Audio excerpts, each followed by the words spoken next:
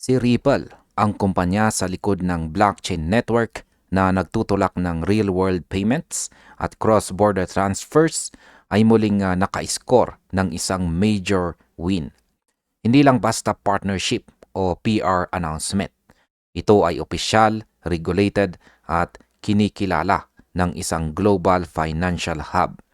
At ang pinakamalupit po sa lahat, ang bida sa balitang ito ay hindi si XRP mismo, kundi ang kanyang stablecoin na si RLUSD. Kung ikaw po ay isang trader o investor o hodler, kailangan mo itong maintindihan dahil ang ganitong klasing strategic movement ay kadalasang nagbabago sa liquidity, institutional adoption at long-term valuation ng ecosystem. Kaya yan po ang siyang ating pag-uusapan sa video na ito at simulan po natin sa ating unang katanungan kung ano po ba ang tunay na nakuha ni Ripple sa Abu Dhabi at bakit ito napakalaki. Yan, sa gitna ng Middle East, may isang lugar na hindi ordinaryong jurisdiction. Ito po ang Abu Dhabi Global Market or ADGM. Isa po itong espesyal na economic zone na kilala sa world-class regulatory standards para sa financial services. At dito mga ka-crypto, formal na tinanggap at kinilala ng Financial Services Regulatory Authority or FSRA ang RLUSD bilang isang accepted fiat reference token. Ngayon ay bakit po ba mahalaga ang designation na ito? Mahalaga po ito dahil hindi po ito simpleng label. Ibig sabihin, sa legal at regulated na environment ng ADGM, pwedeng gamitin, hawakan at itransact ang RLUSD ng mga licensed institutions mula sa mga bangko, custodians, brokerages hanggang payment firms. Hindi ito balitang pang-hype. Ito po ay balitang nagsasabing pwede nang gamitin ang RLUSD sa tunay na mundo ng regulated finance. Ang ganito pong uri ng approval ay nagbubukas ng pinto sa regulated liquidity. Kapag isang asset ay may lugar sa regulated financial infrastructure, ibig sabihin ay hindi na lamang ito pang speculation. May economic utility, may compliance at may institutional permission. Kaya kung trader ka, alam mo kung gaano po kalaki ang implikasyon kapag napunta ka sa pagitan ng speculation at real-world settlement. Dahil ang nagsisimula po dyan ay liquidity migration mula retail papunta sa institutional capital. At kapag nangyari po iyon, ang presyo, demand at narrative ng buong Ripple ecosystem ay nagbabago. Ngayon ay ano naman ang nasa likod ng regulatory approval na ito at paano po ito bumubuo ng tiwala. Nitong huling bahagi ng taong 2024, naglatag po ang FSRA ng isang malinaw na regulatory framework para sa Fiat Reference Tokens o FRTs. Hindi po ito gawa-gawang mga rule lamang. Kinapalooban ito ng reserve backing standards, auditing mechanisms, redemption rights, at custody safeguards. Para bang sinasabi ng ADGM sa buong mundo na kung gusto mo maglabas ng stablecoin dito, dapat nasa top level ka ng transparency at financial integrity. At ngayon ay dito po pumapasok ang RLUSD. Hindi lang siya basta USDC clone o kung anumang no-name stablecoin na nakatali sa isang offshore custodian. Ang RLUSD ay back po ng 1:1 sa US dollars at ang mga reserve nito ay nasa high-quality liquid assets. Mas malinaw na detalyado pa ay ang RLUSD ay nasa ilalim po ng New York Department of Financial Services or NYDFS. Sa madaling salita, dual regulated entity ito sa US side at saka UAE side.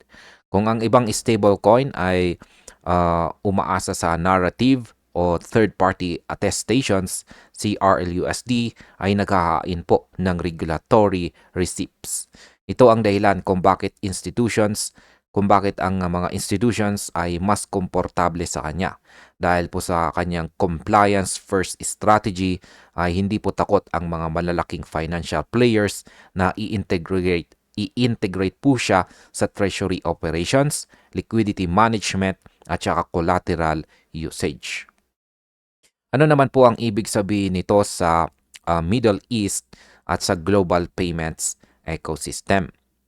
Ang UAE ay may estratehikong ambisyon na maging regional leader sa regulated digital assets. Habang maraming bansa ang natatakot at nagtatayo ng pader sa crypto, ang Abu Dhabi ay nagtatayo ng infrastructure. Ang pagkilala po kay RLUSD ay hindi lamang para sa convenience. Ito ay signal sa buong mundo ng institutional green light. Ito po ay nagsasabi sa mga financial entities na pwede po nilang gamitin si RLUSD sa plataforma ng mainstream finance. Yan po ay tulad ng payments, capital markets, at cross-border settlement. Ngayon ay ano naman po ang strategic impact nito para kay Ripple at sa ecosystem ni XRP. Yan, tignan natin ito sa lens na malinaw. Ang approval na ito ay hindi lamang para kay RLUSD bilang produkto. Ito po ay validation ng buong business model ni Ripple.